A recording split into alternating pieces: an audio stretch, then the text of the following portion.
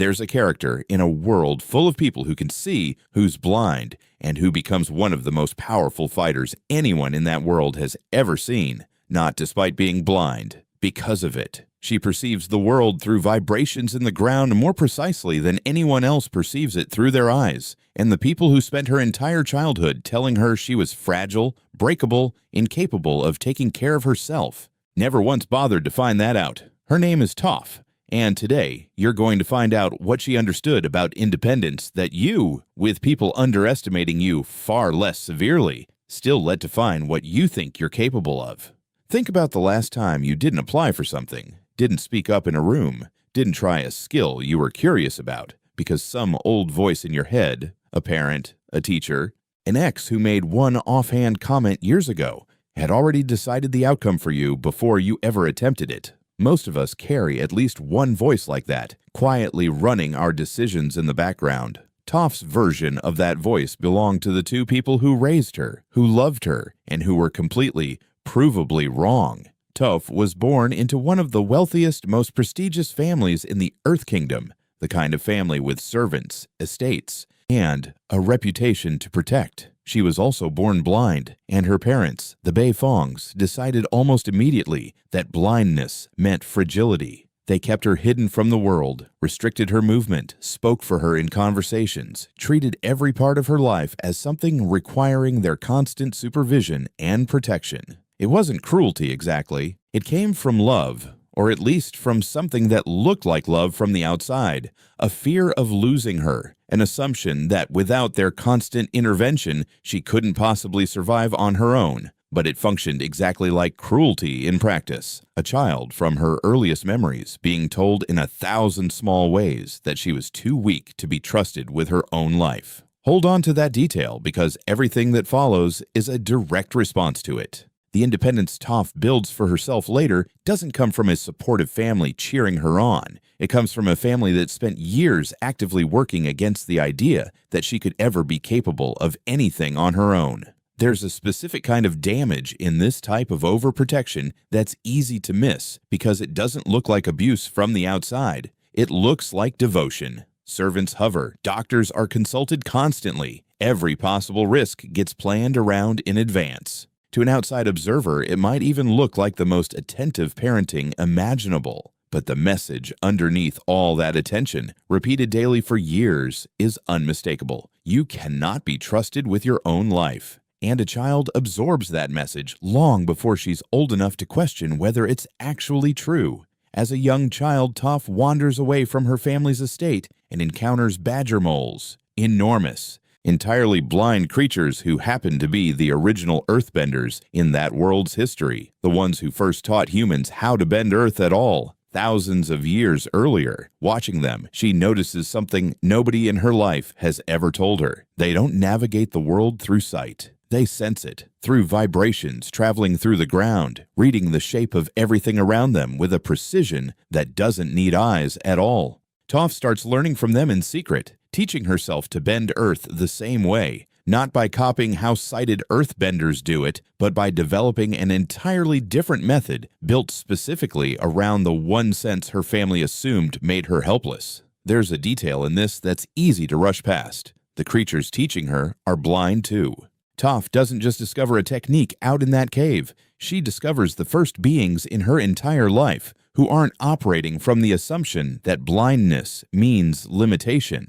Everyone else she's ever known has related to her blindness as a problem to be managed. The badger moles simply live powerfully exactly as they are, with no framework at all for treating what she has as a deficiency. That absence of pity, more than the technique itself, might be the actual gift of that encounter. This is the detail worth sitting with before anything else. The thing Toph's family spent her whole life treating as her greatest weakness turns out to be the exact foundation of a kind of mastery no sighted person in that world's history had ever achieved. Nobody handed her that discovery. She found it herself, alone, specifically because the people who were supposed to be teaching her had already decided what she was and wasn't capable of learning. There's something worth noticing in exactly where she finds this breakthrough. Not in a classroom, not from a tutor her parents approved of, but out past the edges of the property they'd spent years trying to keep her contained inside. The exact moment she stops accepting the boundaries drawn around her is the exact moment she finds the thing that ends up defining her entire life.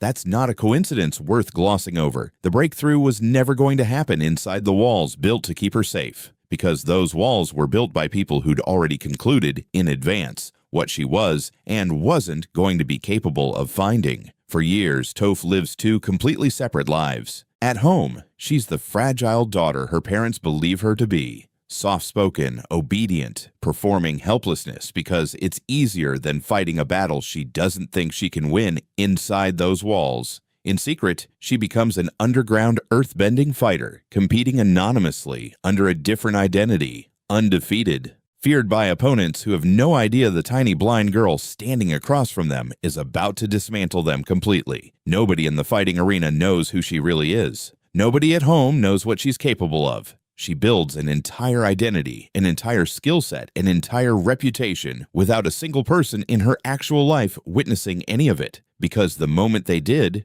she knew they'd try to take it away from her. Think about what it takes to become genuinely excellent at something with zero recognition, zero support, and active reason to believe the people closest to you would shut it down immediately if they found out. Most people need some encouragement to keep pushing at a skill. Toph gets none. She builds mastery entirely for herself, in secret, purely because she refuses to accept the version of her life everyone else has already written. There's a particular kind of loneliness embedded in this that's worth naming directly. Every other character in this kind of story who becomes exceptional at something usually gets a moment of being seen doing it. A mentor's approval, a crowd's applause directed at them by name, a parent finally proud. Toph doesn't get any of that. Not for years. She wins fight after fight under a fake identity, invisible even in her own victories, because being truly seen would mean losing the one place in her life where nobody was allowed to tell her what she couldn't do.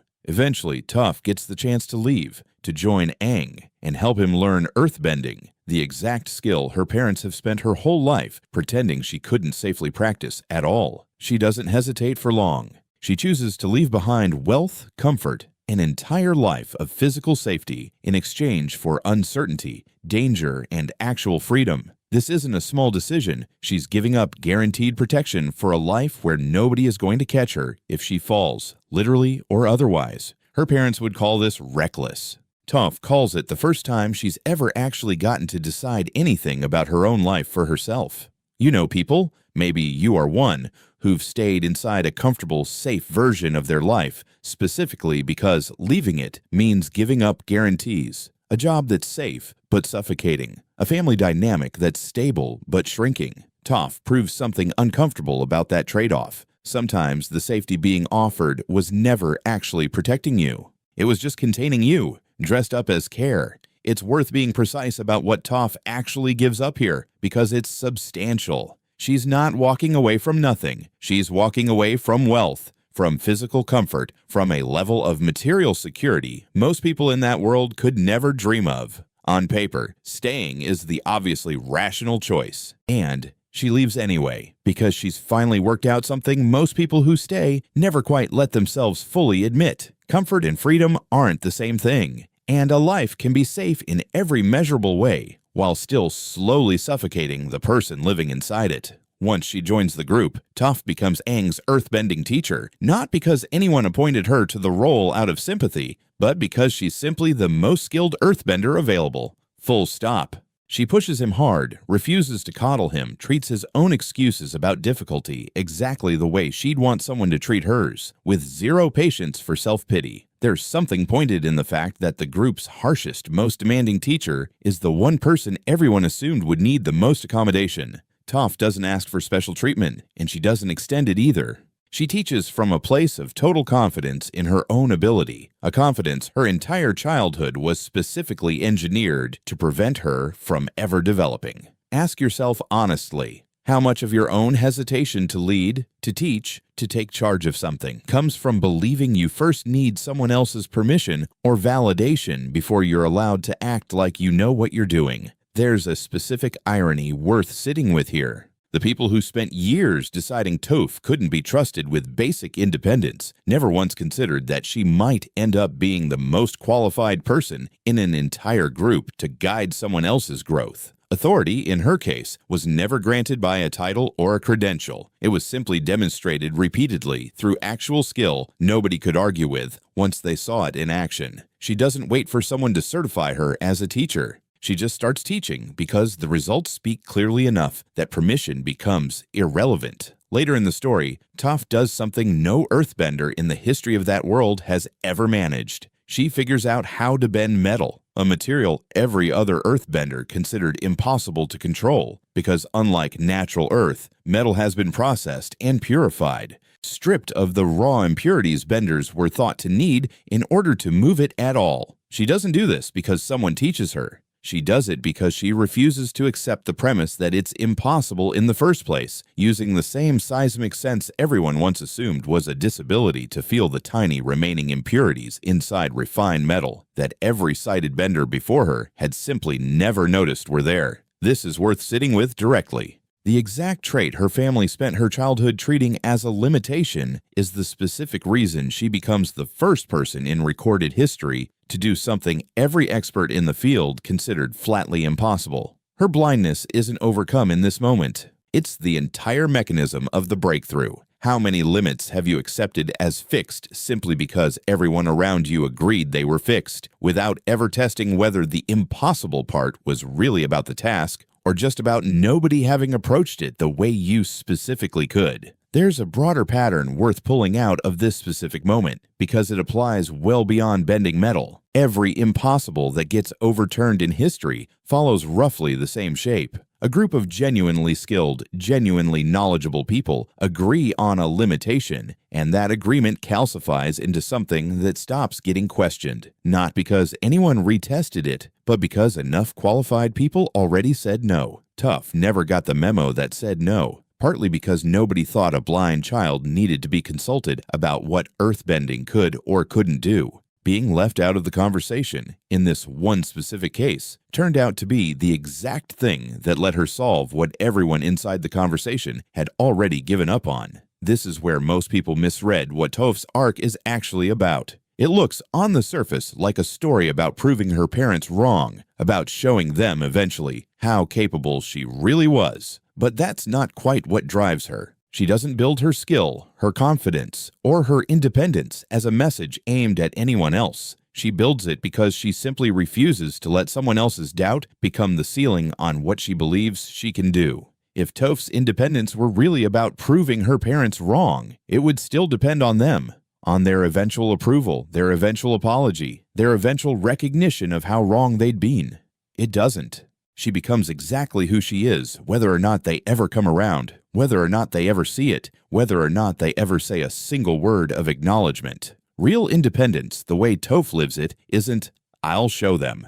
It's, "I no longer need them to be shown anything at all," because their opinion stopped being the thing deciding what I'm capable of a long time ago. Can you separate your own confidence that cleanly from the people who doubted you? Or is some part of your ambition still secretly waiting for the exact people who underestimated you to finally notice and admit they were wrong? This is worth being honest about because proving them wrong feels like a powerful motivator right up until you notice what it quietly costs you.